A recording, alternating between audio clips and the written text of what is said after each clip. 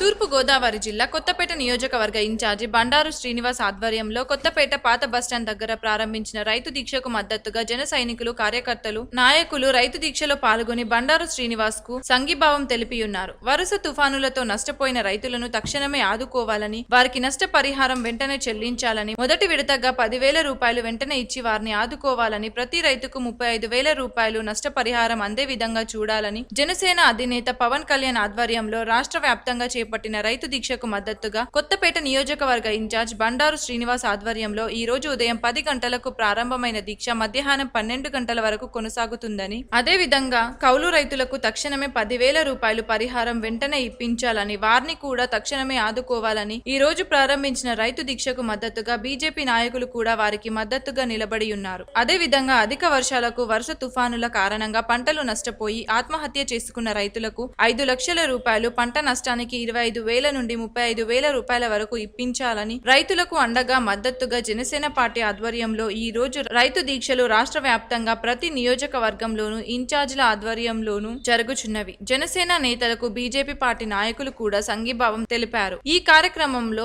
పలువురు జనసేన నాయకులు, కార్యకర్తలు, మహిళలు పాల్గొని రైతులకు సంఘీభావం తెలిపి రైతు దీక్షను ఈ రోజు మధ్యాహ్నం 12 గంటల వరకు నిరాహార దీక్ష కొనసాగించారు.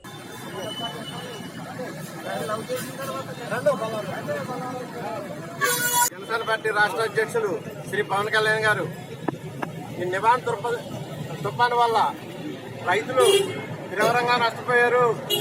ఆ రైతులకి వెంటనే తక్షణ సాయంగా 10,000 రూపాయలు, అలాగే ఎకరాకి 25,000 నుంచి 35,000 వరకు ప్రతి రైతుకు కూడా నష్టపరిహారం చెల్లించాలని చెప్పి కోరడం.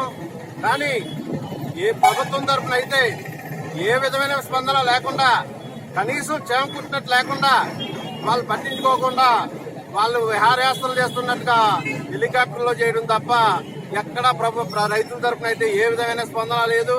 పవన్ కళ్యాణ్ గారు గత 4 రోజులుగా రాష్ట్ర వ్యాప్తంగా రైతులందరినీ సందర్శించడం, ప్రతి చేనులు చూడటం, అందరు రైతులను ఓదార్పు కలిగించడం కూడా జరిగింది. అయినా కూడా ప్రభుత్వం ఏ విధమైన స్పందన లేకపోవడం వల్ల రాష్ట్ర వ్యాప్తంగా మన జనసేన పార్టీ తరఫున మీరందరూ నిరసన వ్యక్తం చేయాలి, ప్రభుత్వానికి కనువిప్పు కల్పించాలని చెప్పి ఈ రోజు ఆయన మాకు పిలుపునివ్వటం, ఆ పిలుపు మేరకు కొత్తపేట నియోజకవర్గంలో మేము ఈ నిరసన దీక్ష చేయడం జరుగుతుంది. అలాగే ప్రభుత్వానికి ఎవరైనా ఉన్నారంటే, రైతు తరఫున మాట్లాడే పార్టీ ఏదైనా ఉందంటే ఒక జనసేన పార్టీ అని చెప్పి గర్వంగా చెప్పుకోగలం. ఎందుచేతంటే ఈ రోజు రైతులను పట్టించుకునే పార్టీ అయితే ఏ నాయకుడు లేరు.